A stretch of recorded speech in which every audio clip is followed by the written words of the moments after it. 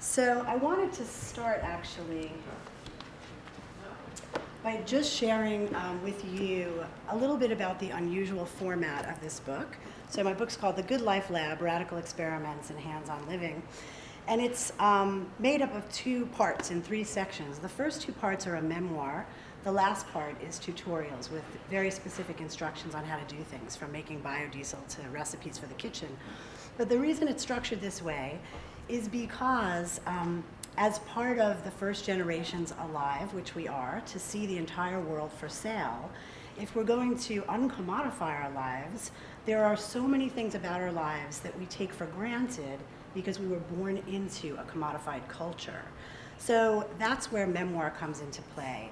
They're stories, and even though all of our stories are going to be really different, there are some things that are fundamentally the same about detaching from a commodified culture. So that's the structure of this book. And then I thought I would start by just telling a story. So about 10 years ago in Manhattan, I was at a costume party. And I went to this costume party dressed as a broken heart, and I made this broken heart out of illuminated wire called EL wire. Have you ever seen that stuff? It's like wire that actually illuminates like neon.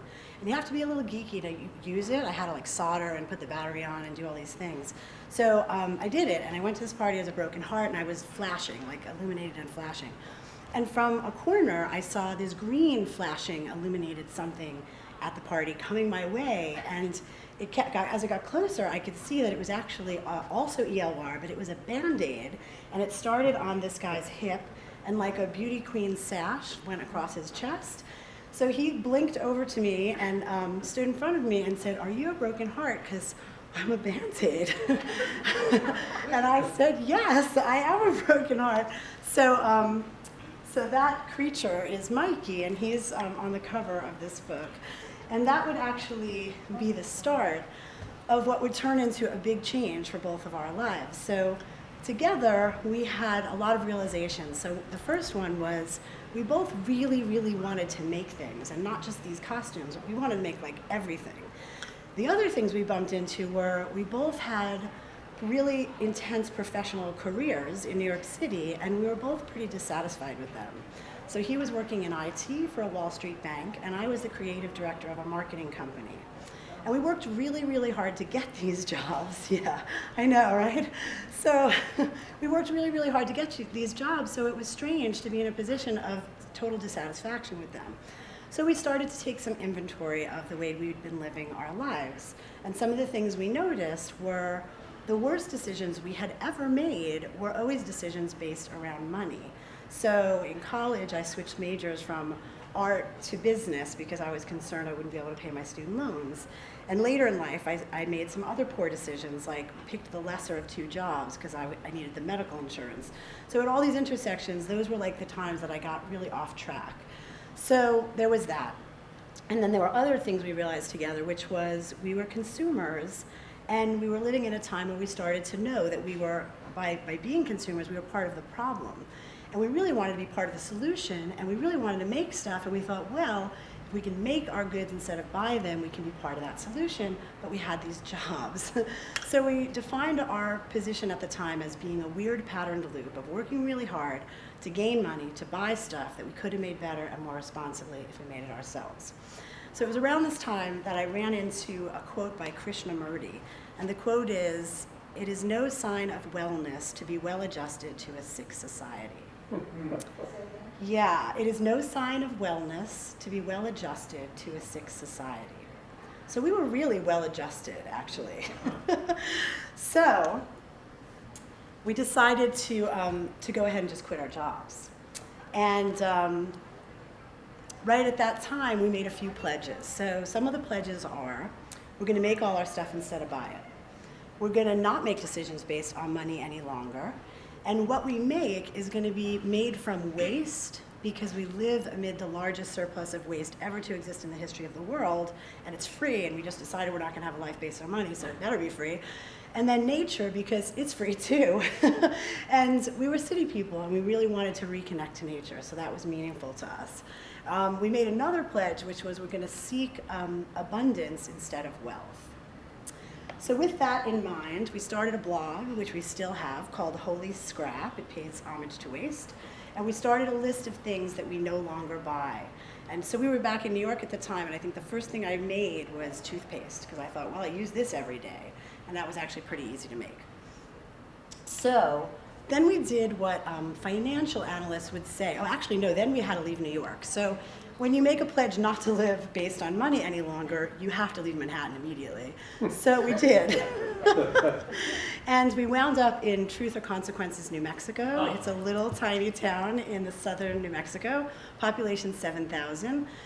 We went down there and all the structures and houses looked like they had been like banged together out of bits of things found next to dumpsters, and we thought, well, this is perfect, because we're going to use waste. And it was really inexpensive and had a lot of natural resources, tons of nature, and a long growing season, and we thought, okay, great, we'll do this.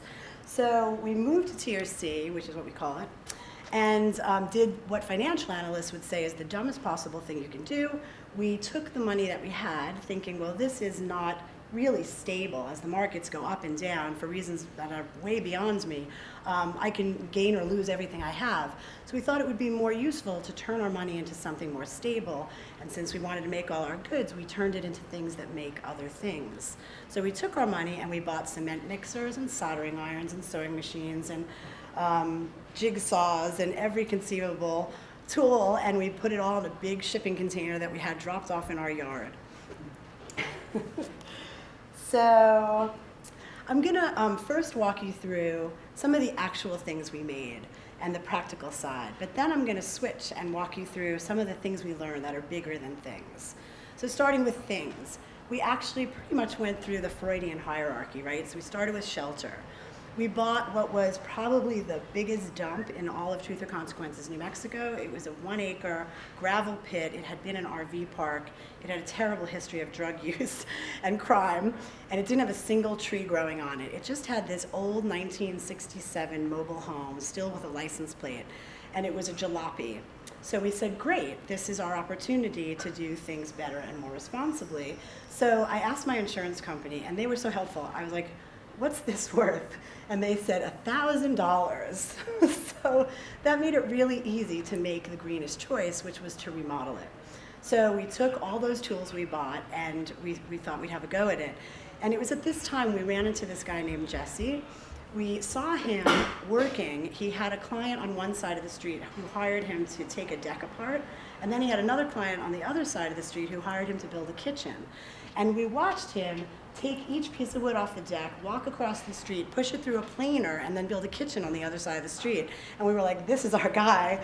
So we hired Jesse, but not to do the work, to teach us to do the work. So we became his apprentices. So in 3 months' time, we remodeled that old mobile home. It has a couple of extensions, so it's actually quite large. It's like 1,100 square feet. We reskinned it, sheetrock, bamboo. We took wood from the dumpster and did all the trim. So new building is no cheaper ever than $200 a square foot, and this turned out in the end to be $10 a square foot. So we did it better, we did it more responsibly. We didn't haul the jalopy to a landfill, which would have cost $5,000, which was half of our total remodel cost. So from there we went to PV solar, because of the pledge to live from waste and nature. This would be from nature. We have a lot of sun in New Mexico. We took the last of our nest egg, we put up solar panels, and we started powering our property off of that. But there was a big but in there. Batteries are one of the most toxic contributions to the landfill. So now we were battery people. When you're on PV solar, you run electric cars, you run everything on batteries because you're producing power. So instead of, the alternative would be petroleum, like 2-cycle engines. So so we decided we needed a way out of, putting battery waste into the landfill. So we decided we're going to be makers of things. We're making all our own stuff. We came up with a widget. Mikey, my partner, is a little technical. And we came up with a widget that desulfates batteries. So now we take batteries from the dumpster and we put our widget on it, and in no time at all, they're revived back to full capacity. And these are the batteries we use to live off of. So we got out of that conundrum. Then we went to fuel, and we started off with Mikey actually had a weird moment at like 3 o'clock in the morning. He got really excited and he woke me up and said, I just bought a 1984 Mercedes diesel on eBay. And I wasn't actually very pleased to hear it. But we went down to Las Cruces the next day and we bought this jalopy, and it really was a jalopy. And we put in a conversion kit to run waste vegetable oil. So we named this car Chance, because we thought, well, there's a chance this is going to work out for us. And then in no time at all, it was Fat Chance when it left us in Tucson. And then it was Slim Chance when it left us, when I had to resuscitate it with my electric vehicle. And then it was No Chance. And then finally it was Last Chance because I pushed it up a hill in the middle of a desert. And then here's what happened. So we got rid of Chance because that was not working out. But it wasn't because the waste vegetable oil conversion kit failed. It was because we bought an old crappy 1984 Mercedes that failed in every possible way. So that was really the problem, and the lesson learned is don't invest in something that awful. So the next thing we did was smarter, and we just got a diesel car, a Beetle, and we make our own biodiesel. So biodiesel doesn't need a conversion. The car can be as is, and it's really as simple as a little methanol and lye, and you shake it with your waste vegetable oil and leave it in the sun for 3 days, and it goes right in the car.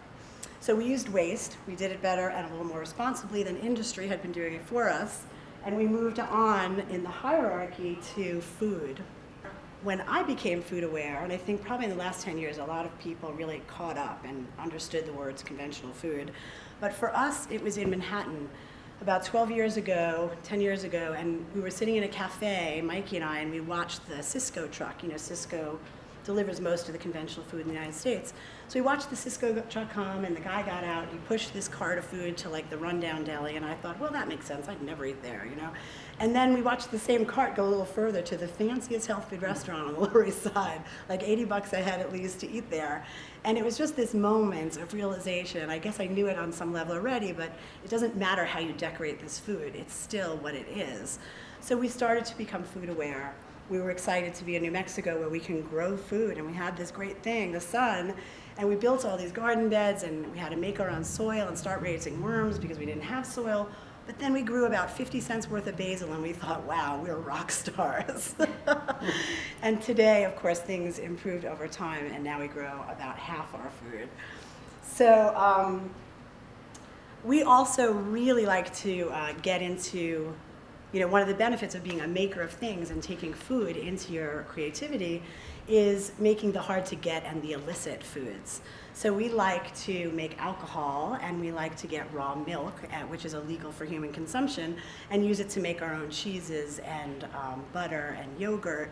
And what we found is that we thought we were lactose intolerant when we were eating on the conventional food system. But as soon as we started making our own dairy products from raw milk that still had its enzymes, we found we actually weren't lactose intolerant. We just needed those enzymes. So our kitchen sort of turned into a little bit of a lab.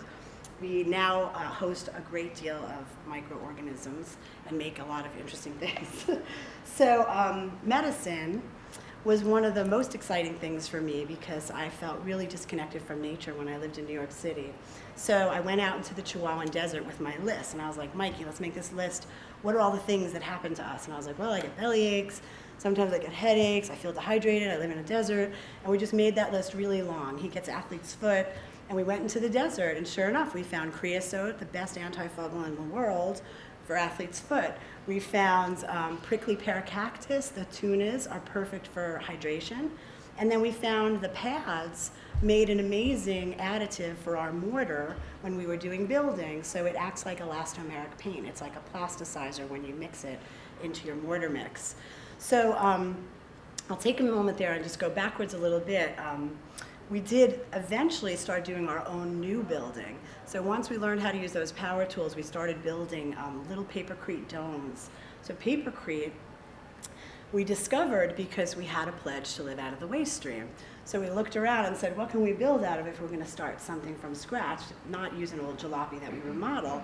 And our recycling center in town collected paper, but they didn't actually recycle it. They took it to Mexico and they dumped it in their landfill.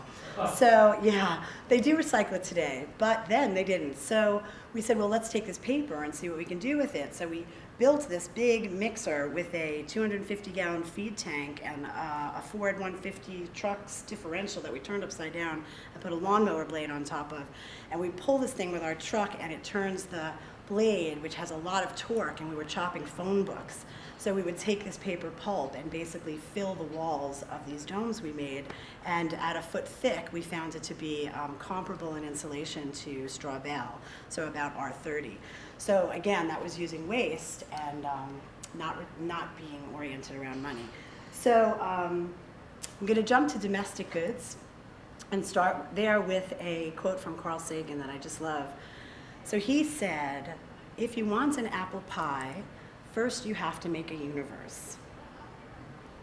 So I really grabbed that quote recently because when I was still living in New York and I had made these pledges, live out of waste, live out of the waste stream, and live out from nature, when it came time to wanting clothes, I was like, okay, I can't go shopping. I made this pledge. So I started these clothing swaps in New York, and I just got all my friends together and said, everybody bring whatever you're going to throw out, and let's just trade and whatever. And then I added sewing machines and seamstresses, and then I added silk screeners, and then I added workshops where people can learn how to turn a bra into a pocketbook or take a sock and turn it into an iPod cover. And then it became this thing, and all these cities wanted to copy it. So I gave it to all these different cities. And today, Swaparama is what it's called, is in 130 cities. And it's in Jerusalem and Istanbul and Panama and New Zealand and France and Germany. And the moral of the story is, at the time, I just wanted clothes, right? And actually, I added the sewing machines because I really wanted to learn to make clothes, which I never did before. So back to Carl Sagan, 7 years into living in the desert, I had to build my shelter, then power, then fuel, then my food, all my domestic goods. Finally, 3 months ago, I started making clothes. So I made this dress. It's a little dorky, but I love that I could put this pocket here because no one ever did that for me, and it fits me. And yeah, so I'm off and running. So, but it took 7 years, and I had to make the universe first.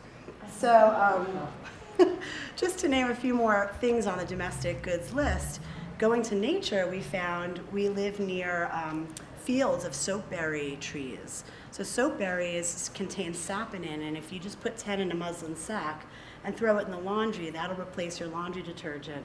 It's a natural antibacterial. You can reuse the same berries 10 times over. We started growing loofah to replace all the sponges in the house, kitchen and bath. So everywhere we looked, it was really easy to fulfill this pledge of not being oriented around money. So, one thing we really wanted to solve, which was like an echo from our lives in New York, had to do with sharing and hoarding. So in our lives, and Mikey's in particular, his employers were always patenting his ideas. And I had situations as well where we were both needing to do these gestures that to us felt like hoarding good ideas instead of sharing them. So out in the desert, everything we figured out how to do, when we made a battery desulfator, we took the code, we took the designs, we put everything on the internet and said, take it. When we did our papercrete domes, we took the blueprints and we put them on the state record and made it free for anybody to use and legal as an approved building technique in New Mexico. And we noticed right away that even though the gesture to copyright and to patent felt like a gesture that came out of the feeling of, well, you better hoard this good idea because you're never going to have another one. That's what it seemed like. You know, you better hold on to that. There's no good idea after this one. But all you have to do is take your good idea and give it away, and in a minute you realize there's like 11 new good ideas in queue. But you'd never notice if you were stuck on that one good idea, you know, sitting down doing paperwork with the patent office. So Swaparama is another great example. If I put up boundaries for people to copy that model, it might have made it to New Jersey, but I made it a Creative Commons project. I put it in the Commons. I built a model and said, here's how to copy it. And because of it, it's in 130 cities. So that was just something we wanted to get right. And then finally, you know, because you can't, well, so at this point we had a lot of non-monetary, domestic, non-currency stuff going on in our lives. So in our community, as soon as I grew extra tomatoes, as you know, I had something to share, and then someone was giving me something, and this was really how we operate in TRC. It's very unusual for money to change hands. But not everything can be paid for with a bundt cake, so we still have taxes, mortgage, and many other things. So Mikey and I decided, let's take the skills we most like, that we figured out how to do so far, and let's use those to create a small cottage industry, something we can do and make at home and sell through the internet. So we took our battery desulfator, we took a temp controller that we made to help control temperature so we can make kitchen stuff more sophisticated, like take some of the labor out of making cheese and yogurt. We were using it to ferment tempeh, and we also used it to to reduce our power 10 times by dropping our refrigerator for a chest freezer that we set the temperature on so that it acts like a refrigerator. So if anybody's off-grid or seriously wishing to reduce their power consumption, this is something anybody can do. Every time you open the door of your refrigerator, because cold air sinks, all the cold comes out and falls to the ground. And when you close that door, the compressor has to kick on again and again and again. So if you use a chest freezer where the door opens this way and you set it to refrigerator temp, that compressor's not going on very much, and of course it is smaller.